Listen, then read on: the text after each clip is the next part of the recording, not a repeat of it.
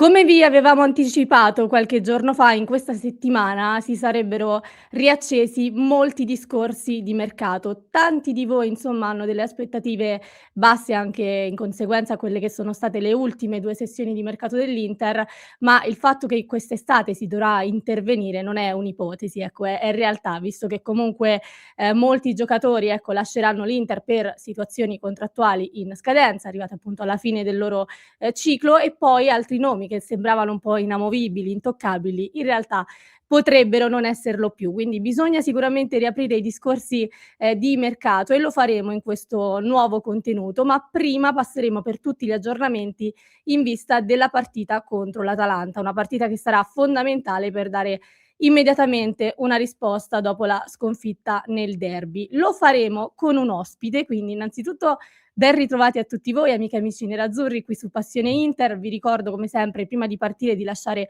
un mi piace a questo contenuto, di iscrivervi ai nostri canali e poi vi aspettiamo nel club di Passione Inter, passioneinter.club. Potete anche scannerizzare il QR code per entrare a far parte della nostra famiglia nerazzurra con tanti interisti da tutto il mondo. Oggi siamo un po' in tema nerazzurro, su due sponde diverse, quella di Milano e quella di Bergamo, quindi faccio entrare il nostro ospite di oggi, che saluto e che ringrazio per essere qui, Andrea Ghidotti, giornalista ed inviato per Seila TV e per Pianeta Atalanta, che ringrazio e che saluto. Ciao Andrea, ben ritrovato. Buongiorno Romina, grazie mille a te per l'opportunità. Grazie a te.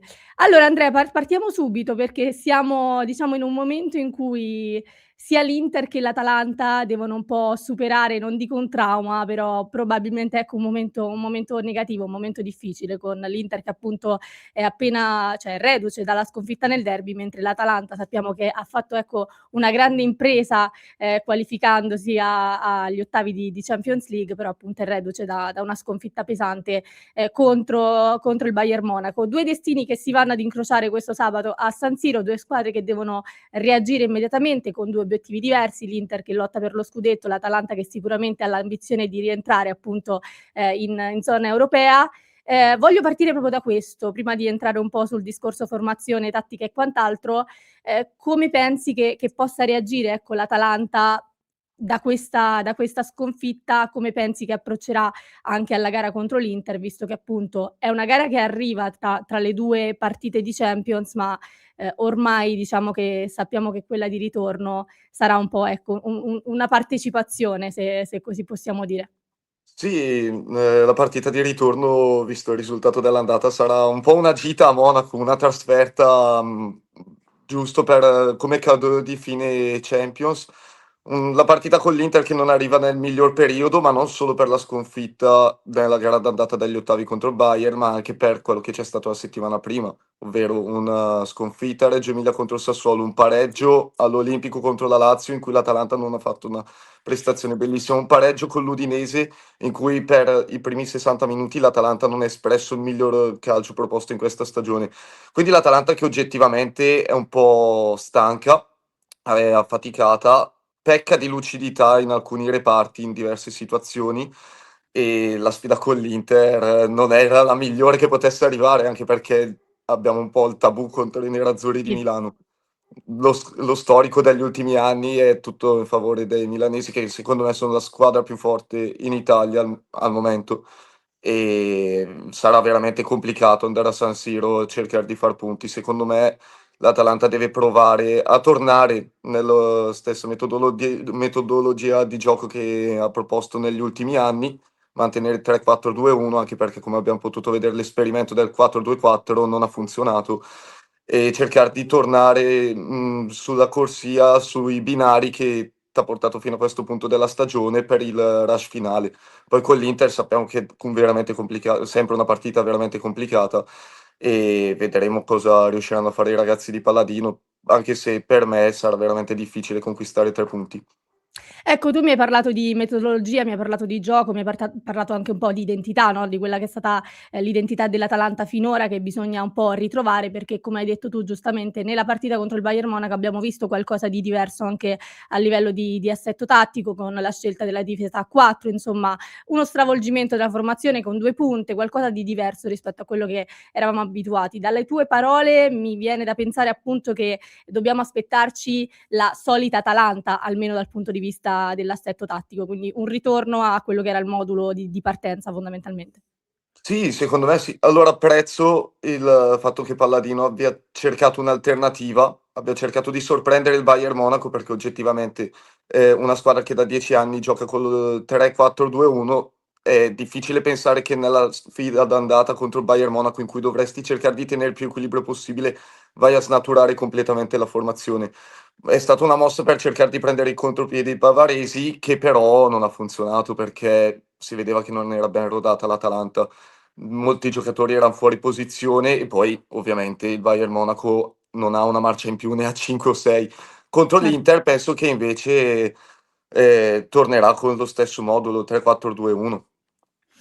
Senti, dal punto di vista invece dell'infermeria che aggiornamenti puoi darci? Perché, sappiamo insomma che Raffaele Palladino ha dovuto fare a meno di qualche giocatore, in quest'ultimo periodo in generale, al di là della sfida contro il Bayern Monaco.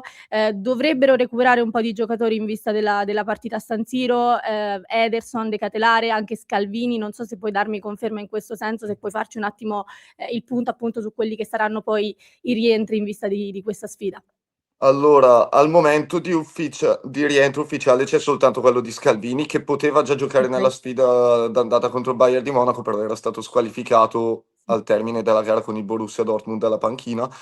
Su Ederson, De Ketelaere e Raspadori bisogna aspettare ancora un attimo e, non so, sinceramente non ho certezza di un loro rientro, però sembrano in via di rientro Raspadori e Ederson soprattutto rispetto a De Ketelaere, che ne avrà ancora per qualche settimana.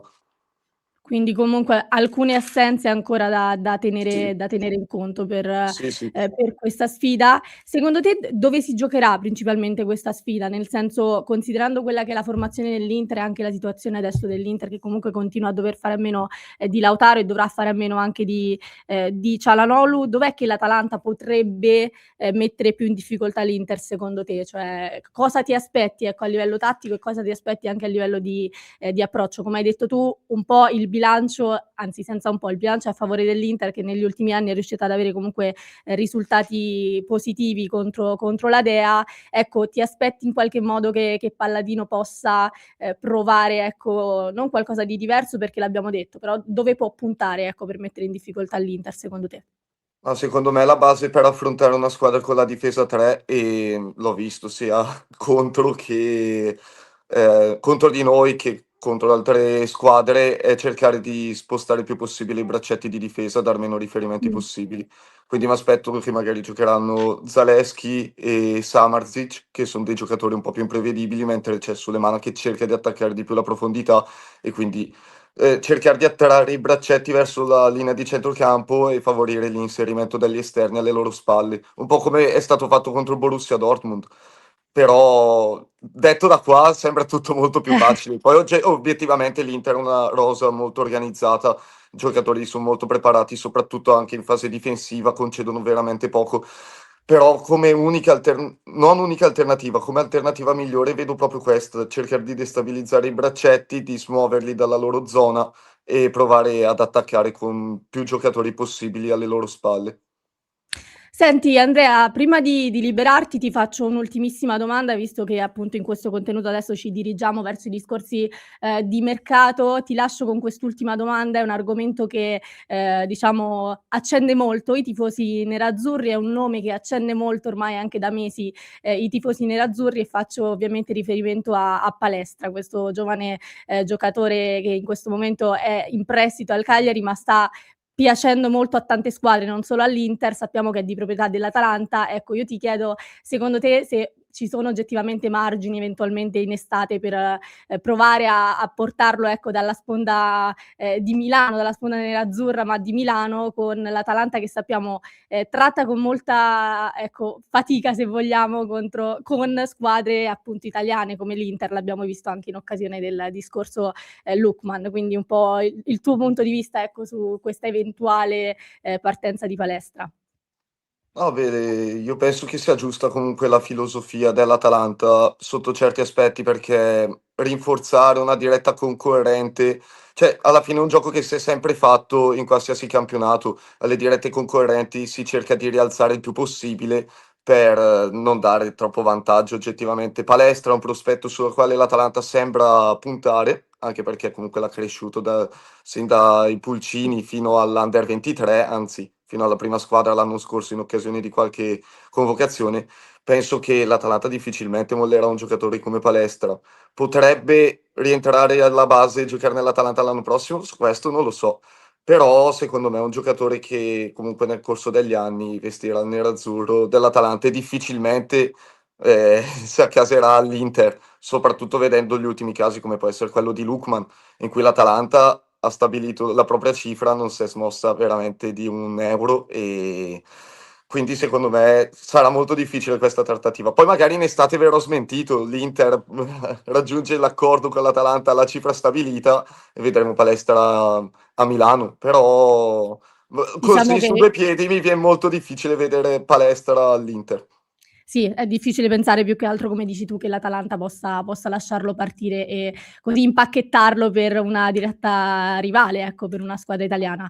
Andrea, ti ringrazio per essere stato qui su Passione Inter e direi che ci vediamo sabato a San Siro, quindi grazie mille.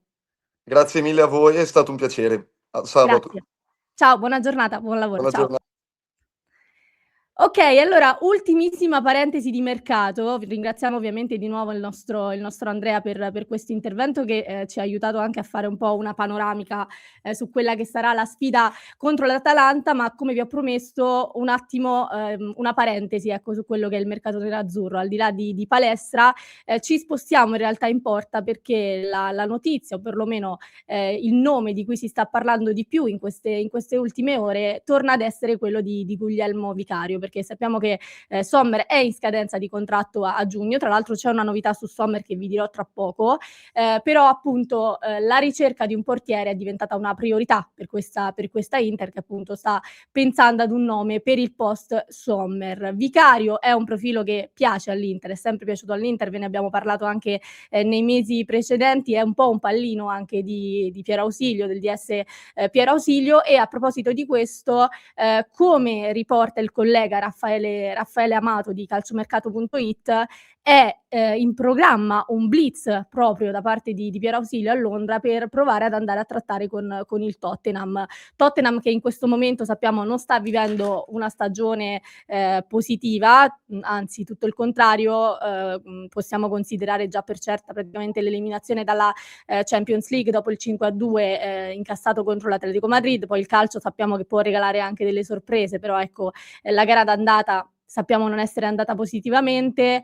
Ovviamente anche il rischio poi, tra l'altro, di retrocedere in Championship, quindi una stagione del tutto negativa per questo Tottenham, una stagione negativa che si riflette anche sul portiere del Tottenham, appunto Vicario, che, come vi abbiamo anticipato più volte e possiamo confermarlo, ha esplicitamente richiesto di voler tornare in Italia. Quindi appunto Piero Ausilio ha in programma questo blitz a Londra per trattare con il club inglese che pretende per il giocatore circa 25-30 milioni di euro, quindi una cifra abbastanza importante. L'Inter proverà appunto a trattare al ribasso, anche in virtù di quella che è la situazione del Tottenham. Quindi il nome più caldo, ecco, per la porta dell'Inter resta quello di Guglielmo Vicario, ma la notizia che volevo darvi su Sommer è appunto che si sta parlando addirittura della possibilità che Sommer possa restare come secondo portiere dell'Inter, da valutare anche il futuro, anzi, di Joe di Josep Martinez, quindi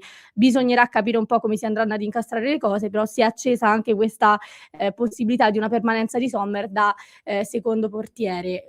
Quello di Vicario comunque non è l'unico nome per la porta dell'Inter, si sta parlando anche di Lunin del Real Madrid, in questo momento secondo portiere del Real Madrid con Courtois che è titolare inamovibile fondamentalmente. È un 25enne che in realtà sta appunto cercando anche una certa continuità e vuole cercare una certa continuità, ha già accumulato un po' di esperienza in questo paio d'anni, quindi è un portiere sicuramente anche di prospettiva se vogliamo.